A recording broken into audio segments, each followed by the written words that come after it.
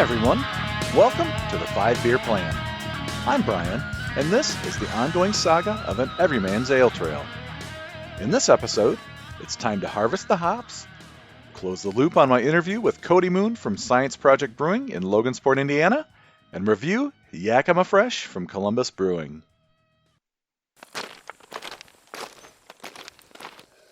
In this segment of Tales from the Trail, it's time for the fresh hop harvest. My grandfather farmed, and my father farmed, so I grew up around agriculture and understand a little bit more than just the basics. I even still live in an area that is heavily reliant upon agriculture, with crops such as soybeans, corn, and wheat.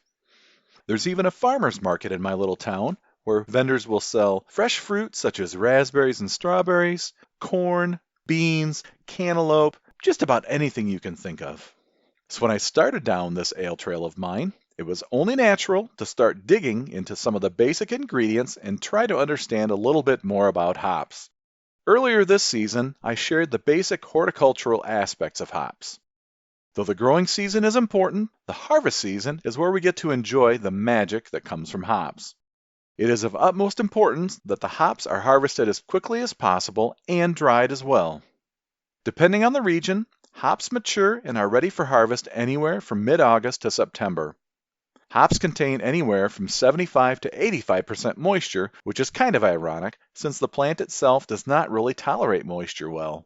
And to prevent spoilage, most of that moisture needs to be removed. In order to accomplish this, hops are dried down to 8 to 10% moisture before being stored. In this season's Looking for Lupulin segments, I always try to note how long hops retain their alpha acid potency in storage. So there are 3 different methods for drying hops: air, a food dehydrator, or a conventional oven. Some are more efficient than others. Clearly, for a professional hop farm, you want to try and do this as quickly as possible to maximize your harvest and ultimately profit for the season. Hops are not easy to pick. Take my word for it. Early on, these hop farms employed lots of manual labor to harvest said hops, which is very time-consuming. If you've ever had the opportunity to grow fruits or vegetables in your own garden, you can understand this. Well, in the mid-1800s, New York State was the top grower of hops in the U.S. But sadly, downy mildew and prohibition all but decimated the hop industry of the Northeast by the turn of the century. So with the repeal of prohibition and ideal growing conditions, hop farmers shifted to the Pacific Northwest, where hop acreage still reigns today. Through the agricultural boom in the U.S. in the early 1900s, we saw the move from horsepower to tractor power. There were advances in the hop industry as well, with hop harvesting machines that could be used to assist in the process. What used to take hours picking hops from every vine can now take mere minutes, shaving much of the labor cost out of the process. Now, simply cut the hop vine and feed it into the machine, and it will separate the hops from the leaves and the stem. It's pretty ingenious. To get to the point of this, if you've enjoyed beer for any amount of time, you've probably seen what's called a wet hop IPA at your favorite brewery or in the store.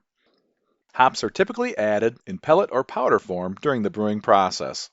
Wet or fresh hop beers simply mean that the full cone hops are added while brewing as fresh as possible, typically within 24 hours of being harvested from the vine. This means that the brewer must be very intentional about their timing. When a brewer is designing a recipe with fresh hops, a ratio of 5:1 is a good rule of thumb for fresh hops. So for example, 5 ounces of fresh Chinook hops should be used if the recipe calls for 1 ounce of pelleted Chinook hops. If you've ever cooked with spices, you know that fresh is always best. For example, dried basil on your pizza is good, but when you throw some fresh basil on it instead, it's a whole different story. The same goes for hops. A wet hop beer will have a fresher, more distinct flavor profile than that of a beer brewed with equivalent pelleted hops. Some describe the difference as a bit more green, piney, or even cannabis-like, but of course that really depends on the hop variety itself. A wet or a fresh hop beer is not for everyone, but as I always like to say, you don't know you like it if you haven't tried it. In this segment of Homebrew Hijinks, it's time to pitch the yeast.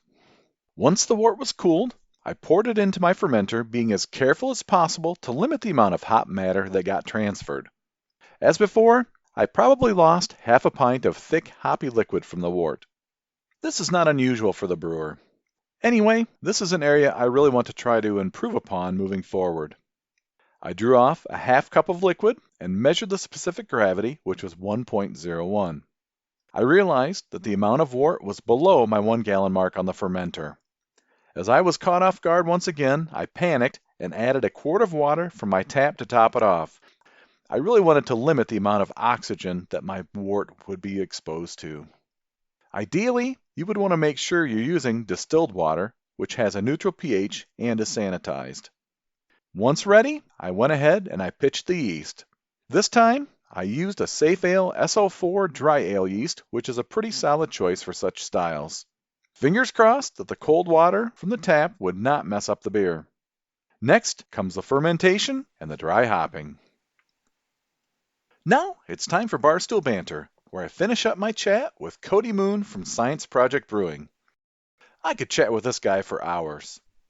Listen in as we talk about the brewing process, his approach to recipes, and so much more.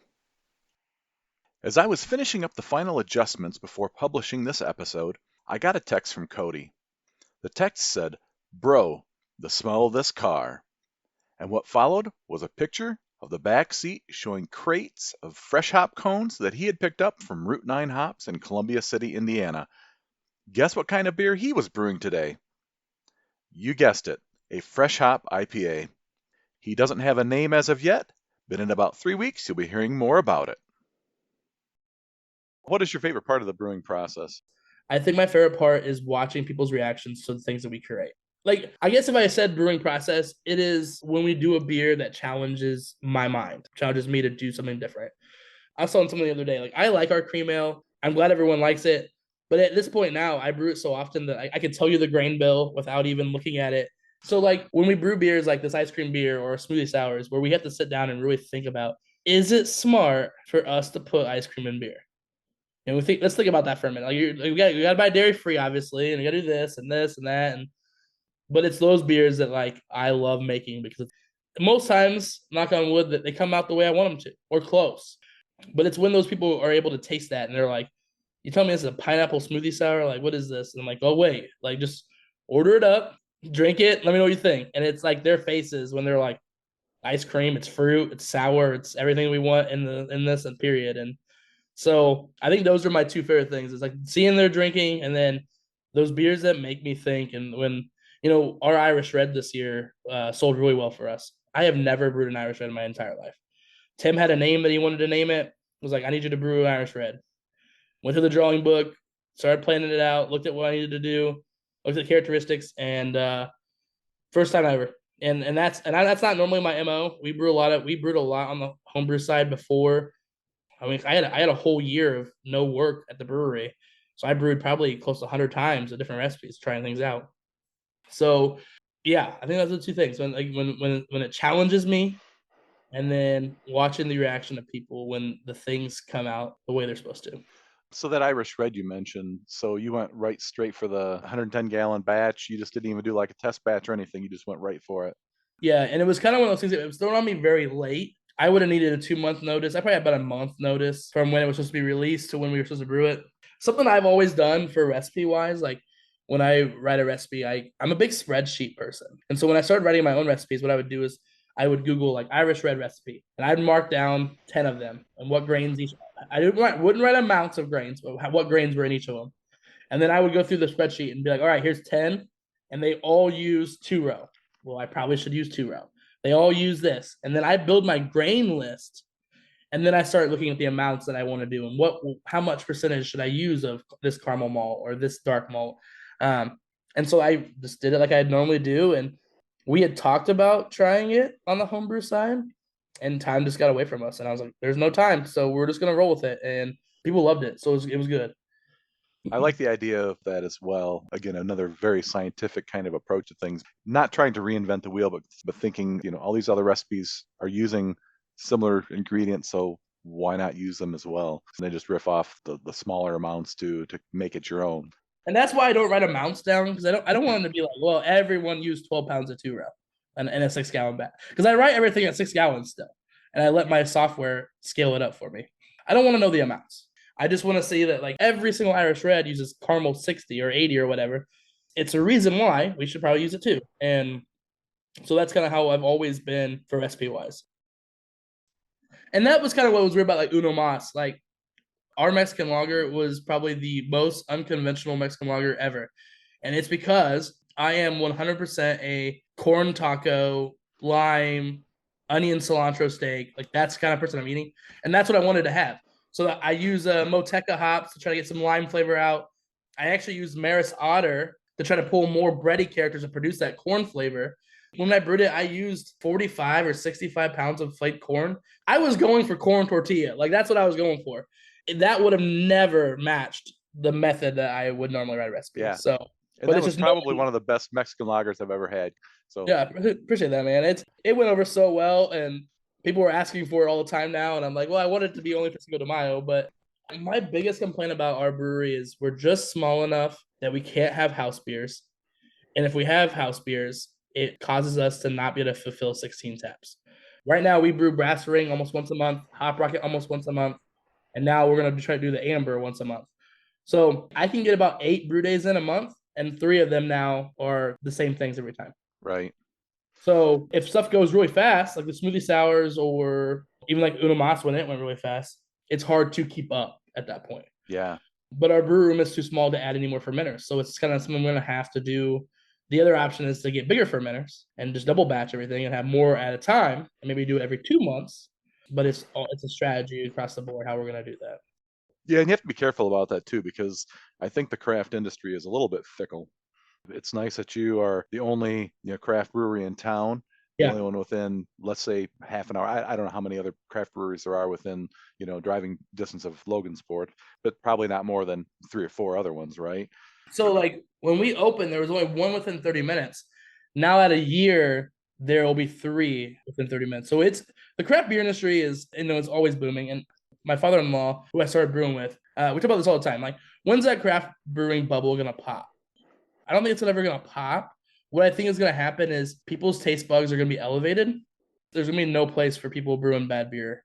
It's gonna be you got to produce good beer to still be in the game, or unique beers that put yourself on the map. Yeah, I think you're right. I think that it's just going to continue to be refined in the sense that you have to be doing a really good job in order to stay afloat. And I think, frankly, brewers are always trying to elevate their game and trying to stay at the top of their craft. You're a great example of that. You're really pushing the limits, and you're a young guy brewing up some pretty amazing beers. I applaud you Appreciate for that. that, for thinking outside the box, man. I'm my biggest critic, man. Like I hate when people are like, "Well, what's your favorite beer here?" And I'm like, "Well, I don't want to answer that because I don't have a lot of favorite beers here because I feel like every one of them has something that I'm not a fan of." Right. And then you look at our own tap scores, and it's like people like these beers. Like, quit being a little jerk about it, Cody. Like, you're doing a good job, but it's just who I am as a person, man. Like, during COVID when stuff was shut down and we couldn't hang out with friends and stuff, I was filling a bunch of buddies' growlers at my garage. Got a lot of guys got moved to working from home, and they're like, hey, you brew beer, can we fill growlers at your house? We'll give you gift cards to the homebrew stores. I'm like, oh yeah, absolutely. And it was beers that like those are the beers I was like, oh, okay, good, I'll give this one out to you guys. And they're like, oh, brew more of that. I'm like, I hate that beer. Like, I'm not doing that again. It comes down to, you and I are creatives. We like to create content, whether it be Yeah, beer, whether it be podcast, whether it be art. Creatives tend to be the most critical of their own creations, just because it's never going to be exactly what you have in your mind's eye. It's never going to be the standard you want it to be. But for sure. other people are going to look at it and they go, this is the best. This is amazing. So when we travel place, and my wife and I travel a lot because that's our time together. It's like we're like, oh, we're going to this new city. What breweries are there? I've drank the other half hazies in New York. I've drank the juice and stuff from Treehouse. I've had Hetty Topper, and I've had Jester King in Texas, like Pliny the Elder. I've had stuff from all these real iconic beers. And so sometimes I'm like, well, my IPA is not that, but like their IPA at one point wasn't that either. And I have to understand that, hey man, like it takes some time. Like they don't just wake up and produce Hetty Topper and Pliny the Elder and it be or Zombie Dust even back in its prime, man. Like that was like my first Osiris from Sun King was my first IPA that I ever really or pale ale, whatever they call it, that I fell in love with a hoppy beer. And then I went on the hunt for Zombie Dust. And it was one of those times where it's like, hey, we have 5, 6 packs. We're selling them by individual bottles. Yeah. And I went in and bought 2 bottles, drove it to my buddy in Indianapolis, 2 hours away on ice, and for us to share it together. And now you can buy it at the gas station, you can buy it at Walmart, you can find it anywhere. Same thing with Two Hearted. If people ask what my favorite beer ever is, it's Two Hearted because it's a solid IPA, but I can literally get it anywhere. If I'm on the lake and there's a gas station, they have it. If I'm in Fort Wayne at a grocery store, they have it. And being so close to Bell's, we get some fresh Two Hearted, and it's nice. But it's one of those things where it's accessible, it's normally good, it's easy to find.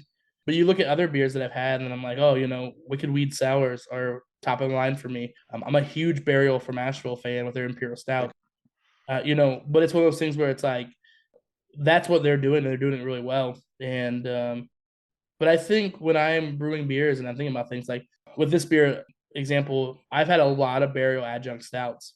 And when I brew an Imperial Stout with adjuncts, that's what I'm shooting for. I'm like, I want to be like a Burial Stout.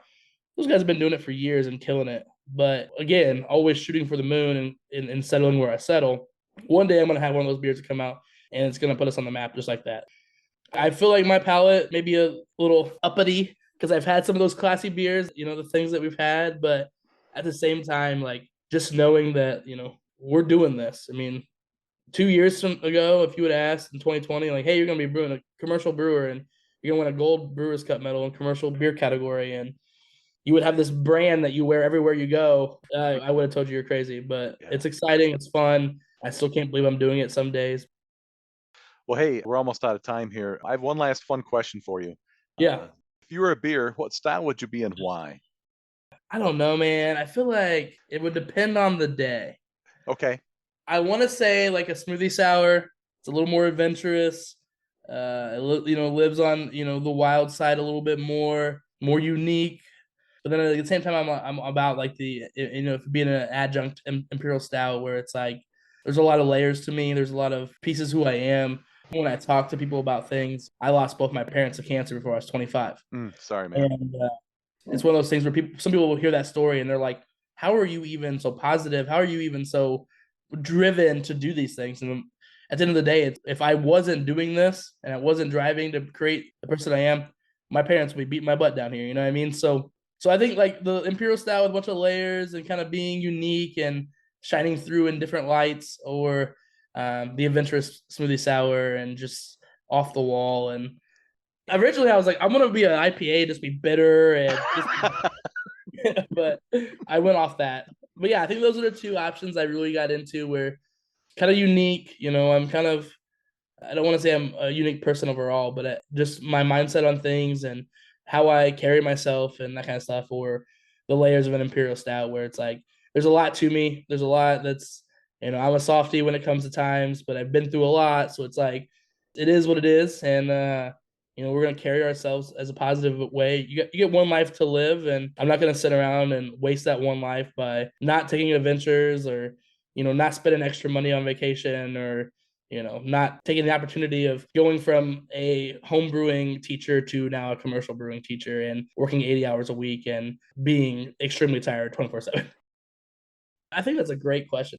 I love that, like, because I read through these questions, was it yesterday when you sent them to me? And, a lot of them are like, yeah, this and that and this and that. And then it got to that one, I was like, oh God, like, that's going to be tough. Like, that one and the question before that was about the beers I want to brew, but because that's another one that's like there's so many beers that like I want to brew, but I don't know how well it'll go over in Logansport. Yeah. And so I couldn't decide on that one either. So I'm a big mixed firm situation, like sours and Upland sours or Cascade Brewing sours, those kind of things. And 2 of my homebrew metal cups are in those kind of beers.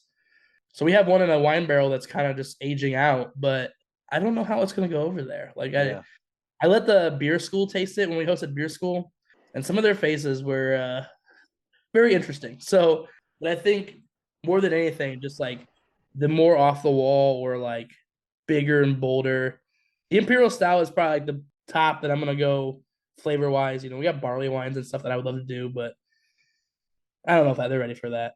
I hope they are. I hope it's gonna be something to change my mind, but I think the more that Logansport gets to taste the craft that you're putting together, I think that Yeah. their palates will get refined.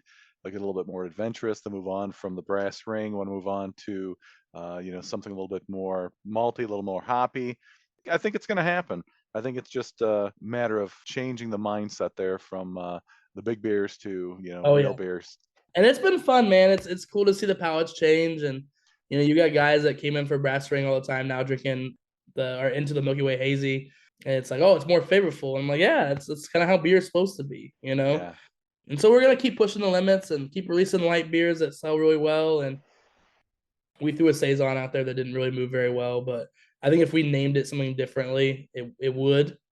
When people say the word saison, they're like, that's weird. Like, right, don't understand that. right, right. But like a Belgian blonde or a Belgian light ale or something like that would be something we could do. So yeah, it's a crazy time in life. I mean, it's cool to see, the Fort Wayne guys do the thing, living here in town and being able to know like Tom and Phil and the guys at Fortlandia. And it's a cool opportunity. And, you get to meet cool people like yourself where, we were just happened to be at the beer school together. Mike and I were there really for education, wanted to learn about it. And I hadn't done a whole lot of barrel aging, and we still haven't. I'm looking at doing it here in the fall, but just making the connections. And I've said this to a bunch of people that I've done the podcast episodes with, or just any things with beer reviews or whatever.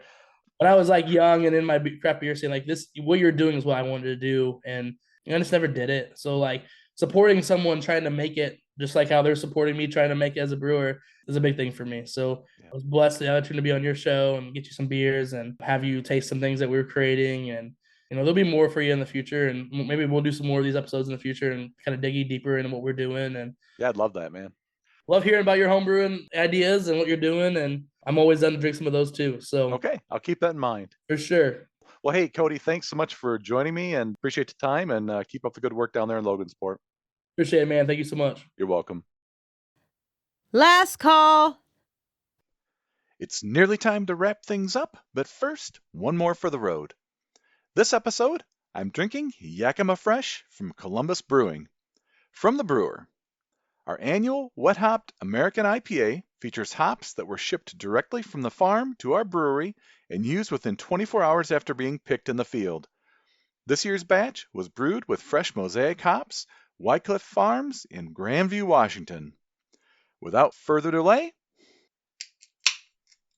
well, this beer clocks in at 7.5% ABV and a moderate 70 IBU. Well, when I pour this out into my glass, it pours a nice, turbid golden color. In fact, if I hold it up to the light, I can actually see particles kind of lingering in the suspension. I did pour with kind of a fluffy white head. I may have been a little bit aggressive with the pour, but on the nose, I'm getting, first of all, a lot of maltiness. Now, I think a lot of brewers would like to try and make fresh or wet hop beers, but frankly, the coordination that's necessary in order to make sure that you get those from farm to boil is pretty challenging. I think you have to be very aggressive, and I can't imagine that it's really very cheap to be able to do that. First thing I'm getting on the nose, getting some light citrusy aroma to it, maybe a little bit of earthiness. And I guess I would kind of expect that just simply because we're brewing here with fresh hop cones, and those are going to offer a little bit more of a green kind of profile. So first sip impression here. So I get a moderate hop bitterness on the front of this. It's not overly so. It's fairly smooth, but I still get that nice hop bite right on the front. I definitely am getting a little bit more of the resinous, kind of dank flavor profile here. Again, not unexpected. So I'm getting a little bit more of a malty backbone on this, and that would be expected since this is more of a classic American IPA. This is a pretty decent representation of what I would expect from a wet hop beer. It's got great flavor. It definitely is a little bit more sharp or crisp. You can tell that the ingredients were fresh, which I think is one of those hallmarks of this particular sub-style of IPA. Mosaic is one of those hops that I really enjoy. So the fact that this is single hopped with Mosaic is appealing to me as well, because I really think it highlights yet another dimension of that complex hop variety. Overall, I would give this one 4 tasters out of 5 on the flight board. Cheers, Columbus Brewing. Well, if you've got a beer you'd like me to drink and describe, leave a comment below. If you're a brewer and have one in mind, direct message me on Instagram and let's see what we can do. That's all for this episode of the 5 Beer Plan. With so many podcasts out there, thanks for choosing to listen to mine. Join me next time as I stay down under and looking for lupulin, monitor fermentation on my homebrew project, and mash in the first half of my conversation with Zach Bigelow from Ramshackle Brewing. Remember to hit the subscribe button to be notified of new episodes. I'd love to hear from you, so please follow me on Instagram, 5beerplan 2022, and leave a comment to let me know what one of your favorite wet or fresh hop beers is. Be sure to support your local breweries, choose your beers wisely, and drink them responsibly. Until next time, keep walking your ale trail, and stay thirsty, my friends.